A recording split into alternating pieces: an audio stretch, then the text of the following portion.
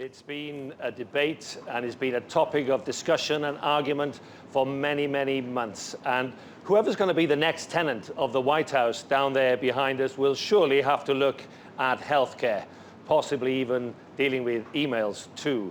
Now then, some people in America believe that Obamacare is wonderful and that it works. Other people think that it's been terrible and it's unaffordable. So let's talk to Americans here with me. Chuck Rocha, who was part of the Bernie Sanders campaign, Gail Trotter in the middle, who's a columnist and a political analyst, and a retired civil servant who supports the Green Party. Joe Corbett is on the far side there. Thank you all for joining us. I think I can guess which way you think about Obamacare, Chuck. What makes it worthwhile and workable when there are so many questions about it? Anytime you have a bill that's this big, it's never going to be perfect. But I think it was a good start. Anytime you can take 20 million Americans and help them get health coverage when they didn't have health coverage before, I think that's a good thing. I draw from personal experience. I've got a 25-year-old son who lives in my basement, who considers himself a musician. That means I support him a lot of the time. He gets to have health care because of this. I have a sister who's got a pre-existing condition. She now can have health care. Before, both of those people wouldn't have had health care. But I'm also a small businessman. And since the beginning of Obamacare, my premiums have went up. My co-pays have went up. How much have they gone up? The first time I got on, I was saving $125. Today, I'm paying about $80 more. And will they go up again? 25% next year, they're saying, right? So it's not perfect, and I think it needs to be fixed and tweaked, just like most massive bills that we've had to deal with. So, Gail, even Bernie Sanders supporters saying it's not perfect. What is not perfect about it?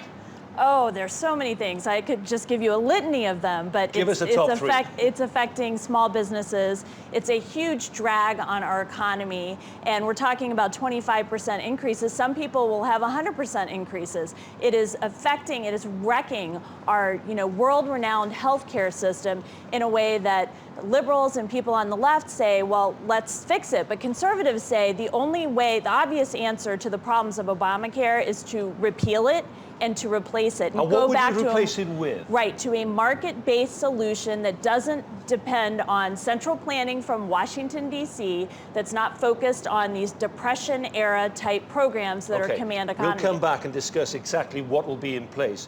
Joe, you're retired. Right. Now then, does that mean that healthcare is something that's even more in the front of your mind because of your time of life? Well, I was a federal employee. I've had good health care my entire life. But other people have not had it. That's the problem in America. Even with Obamacare, there's still 28 million people who do not have insurance. So yes, there's been an improvement with Obamacare, but it's the wrong, there are too many flaws.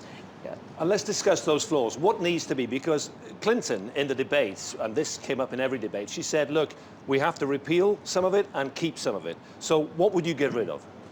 So I think that the core here is if you're a basic business person, you can realize that the more you spread the risk across a larger universe of people, it should draw down the cost. In the beginning, the problem with this thing has been not enough people have gotten into the bank to spread that cost along people.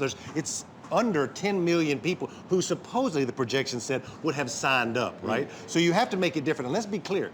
I would love single-payer healthcare. I would love to have single-payer healthcare. I'm willing to take this healthcare as an in-between. I write my check, my Obamacare check, to a private insurance company whose only really benefit to their shareholders is to make money. But it should be about healthcare, but you not don't about know how making much money. it's going to cost yet, do you? That's right. Now then, Medicare. Is that the answer for the Republicans? And how would it work? Because obviously, we all need healthcare in some form or other. We do, but we need choice. And this just reminds me that people on the left never have seen a government program that's too big or too costly. So their solution, like you just said, Chuck, is to go to single payer, which eliminates even more choice on Americans' behalf. It interferes with the doctor-patient relationship and is exactly in the wrong direction to fix the problems of Obamacare.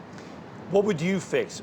Us voting for the Green Party. Okay, I just want to respond. I've seen a government program I want to reduce, and it's too bloated, and that's the military. It should be cut by 50%. So that's a core constitutional program under the Constitution. So does it say how much? Does the Constitution say how much we support it? No, but the primary focus of the American government is to provide, the federal government is to provide for the national defense, not to provide health care.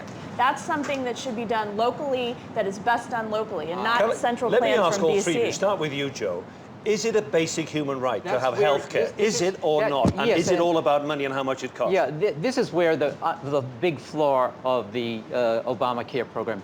Bernie was for health care for all, health care as a right. Jill Stein is the same way. So this is where you started. It's not a product. It's a human right, Okay, and that's the fundamental difference. Gail, is it, especially for the elderly, especially for young people, those who need it, is it a basic human right? Well, it's interesting that you put it that way, because once we talk about rights, then we're talking about something that no one can argue against. I would talk about the right of choice, the right to be able to pick what products you want instead of being forced in an unconstitutional program that requires you to buy government sponsored health care that's inferior to what was in the marketplace before Obamacare was set up, or to pay a penalty. And that's the problem. Your son, who's living in your basement and being a musician, pursuing his creative interests, is on your insurance because Obamacare said that children could be on the insurance till age 26.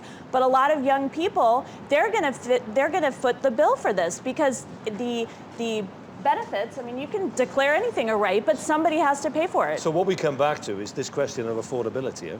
Right, I think so, and I think that the more you get that pool larger, it's better. Let's be clear that people were against Social Security when it started as well, and Medicare. They said this big government program will never work, and now if you talk about that politically, and I do politics, not policy, people would, we do the commercial every year of the Republican taking grandma and throwing her off the cliff, because that's the way that they think about older people, right? But that's just a sign of the times, right? I think that there are certain things that the market bears, and I think competition is good in most things. Keep in mind, I'm a small businessman, but I think that in health, in people's livelihoods, right? I do think that there's a role for the government, and I think right now Obamacare is not perfect, but we're getting close. So is it a role?